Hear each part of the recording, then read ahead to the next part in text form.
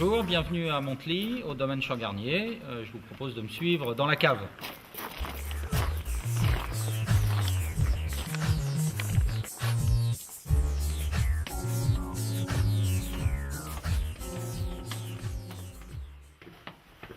Voilà, donc je vous présente Laurent Goyot, qui est le maître de chai, donc qui s'occupe de toute l'exploitation. Et c'est lui qui fait la vinification et qui s'occupe de l'ensemble du domaine. Donc là, vous êtes dans la cave où on fait les vins. On a une autre cave où on entrepose les bouteilles, mais là, ici, on fait les vins. Donc, qui est la cave sous la maison. Alors, cave typique de Bourgogne. Absolument, voûtée. Là, on est sous la maison. On est sous la maison. Qui est une maison qui... l'architecture de la maison... classique des années de début du 19e. Donc la maison a été construite à peu près aux environs de 1830 par un grand-père, un arrière-arrière-grand-père, qui est passé d'une maison où il y avait une pièce à cette maison-là où il y avait un peu plus de pièces. Et à l'époque, il devait être négociant parce qu'on a retrouvé des livres de comptes où il brassait beaucoup de pièces de vin à l'époque. Beaucoup de pièces de vin. Donc il a dû à l'époque gagner pas mal sa vie. Et donc il a décidé de passer d'une pièce à une maison avec beaucoup plus de pièces. On te suit. Donc là, en fait, qui sont trois petites caves, donc toutes voûtées, qui doivent dater à peu près de l'époque à laquelle la maison a été construite, donc vers 1830. Donc là, on a des Volnay et des Pommards qui sont là, qui sont de la récolte 2010. 2010. Et si on va, donc ici, on a tous les rouges, donc principalement Montely et Océ-du-Ress. Donc, mais tous les rouges sont là. Et dans l'autre cave,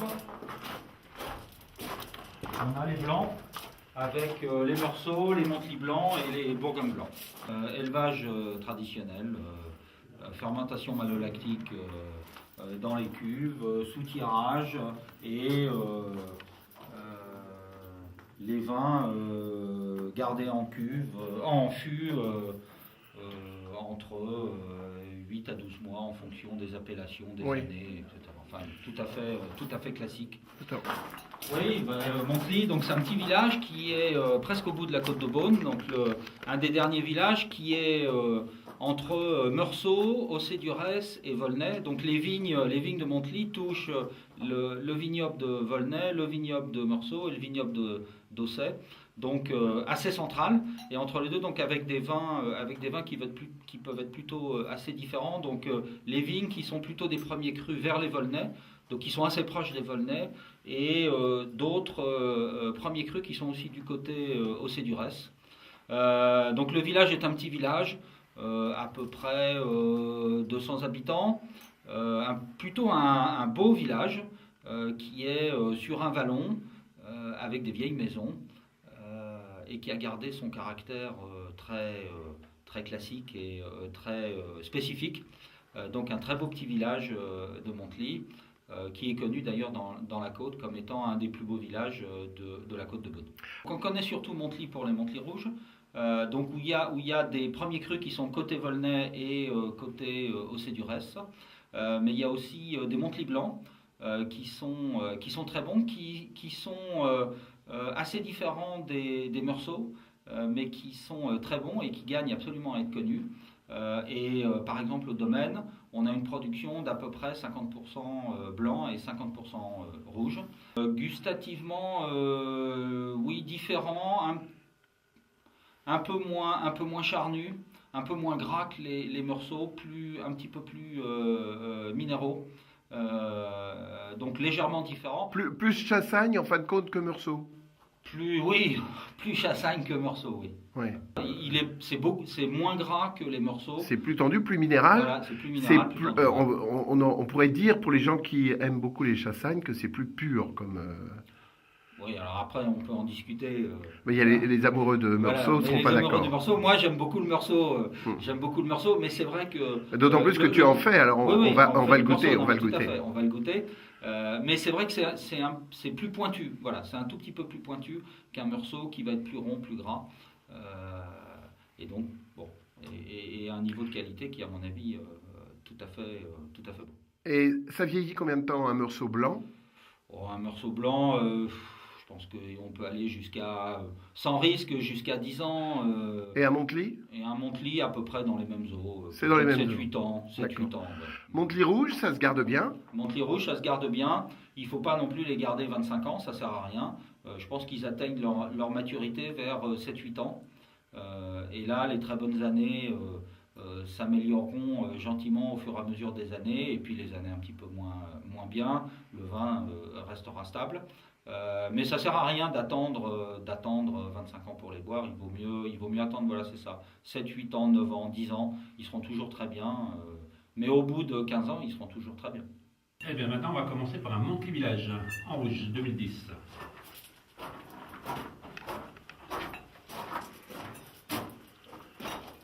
Merci. Montely Village 2010. 2010. Oui. Donc c'est Ça croque. voilà, ça pinote, hein, ça pinote. Donc on est vraiment sur l'année de griotte, ça, cerise, bien mûr, belle maturité. Bien mûr, Bigaro un petit peu. On est sur une petite pointe comme ça, encore une petite pointe d'acidité, c'est plein de fruits, ça explose en bouche. Moi, c'est des vins que j'aime bien.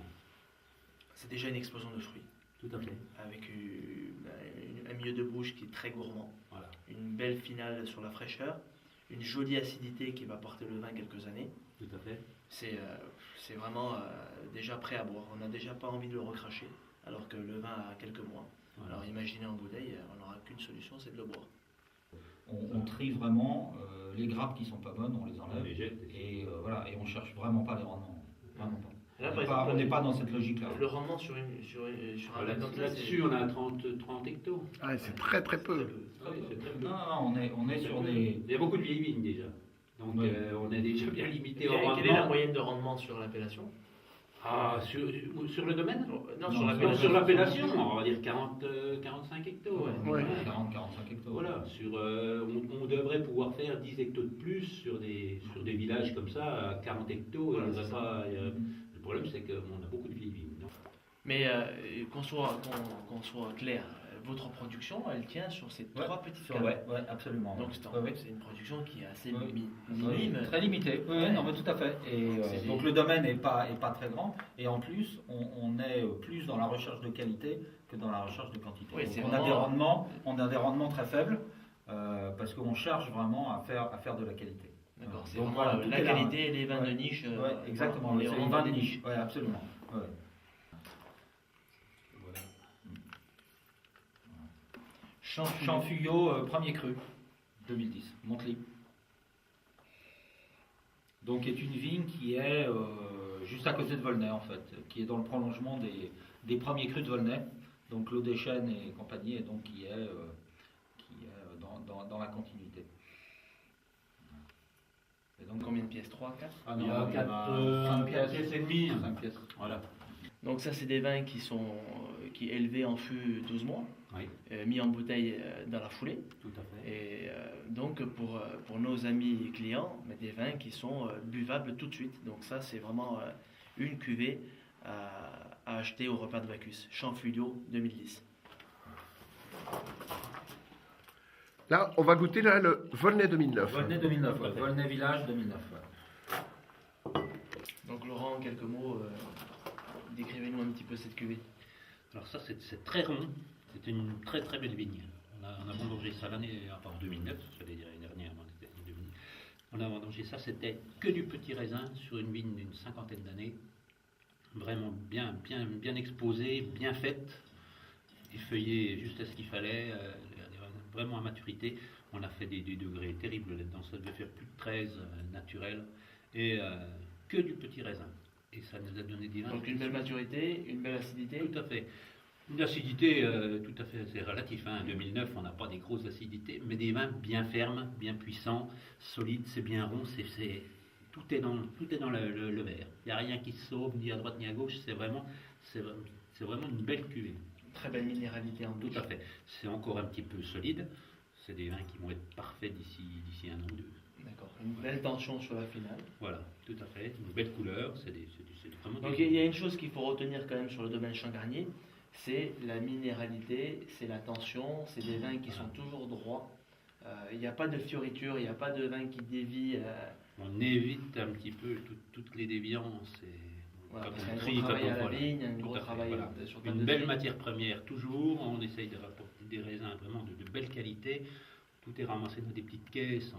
Il n'y a pas d'oxydation, il n'y a rien du tout. On rentre vraiment tout ça aux petits oignons et on essaye de faire des choses. Et on n'est pas gêné par le bois. On n'est pas gêné par le bois parce que justement, quand il y a des belles matières, quand il y a des vins solides, il y a un bel équilibre. Le bois, c'est un plus, c'est pas forcément quelque chose qui doit être. Les malots se sont faits assez vite cette année. Ouais. Sur les 2010, les fermentations malolactiques se sont fait assez vite. Assez rapidement. Voilà, donc Montely Blanc, 2010. Donc qui est principalement récolté sur une vigne qui est très en pente, plein ouest, donc qui a le soleil couchant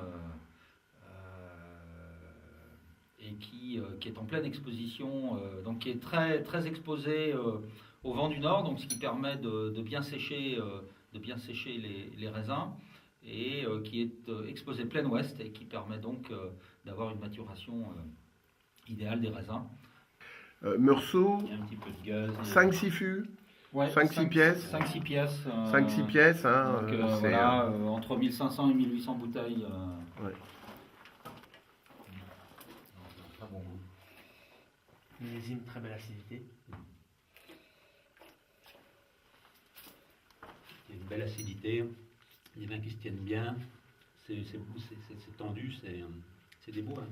Ce sera des vins qui seront droits. Voilà, tout à fait. On est parti pour faire de vraies belles choses en 2010. C'était pas gagné, parce que l'été n'a pas été terrible encore. Ouais, l'été n'a pas été génial. Ouais. On a fait vraiment des belles choses. Alors Claude Changarnier, depuis combien de temps à Montely? Oh là, je sais même pas. Depuis, je pense, le 16e siècle ou le 17e siècle. En fait, un de mes ancêtres était laboureur, donc il avait un cheval et il labourait les vignes. Parce que les vignes à l'époque appartenaient pas aux gens, ils appartenaient aux moines de Cîteaux. Et donc il a été laboureur et je suppose qu'il a dû gagner un petit peu d'argent et donc il a pu acheter des vignes petit à petit. Donc ça remonte au 16e ou 17e siècle. Et juste pour donner quelques informations sur Montely, donc Montely en fait, pour l'étymologie du mot, alors on ne sait pas si c'est Montelios, qui voudrait dire le mont du soleil, mais en fait Montelios c'est une association d'un mot grec et d'un mot latin, donc c'est pas très orthodoxe. En fait Montely c'est surtout connu pour être un village où c'est extrêmement sec. On dit d'ailleurs que même une poule pouvait y mourir parce qu'il n'y avait rien à manger, ce qui en fait est caractéristique des vignes, parce qu'on n'a pas besoin de beaucoup d'eau, et donc c'est un terroir qui est plutôt très sec. Et donc voilà, Montely c'est un village... Et très vallonné quand même très aussi. Vallonné, hein, voilà, très qui est un flanc de coteau, qui est sur la côte de Beaune et qui est un des derniers villages de la côte de Beaune.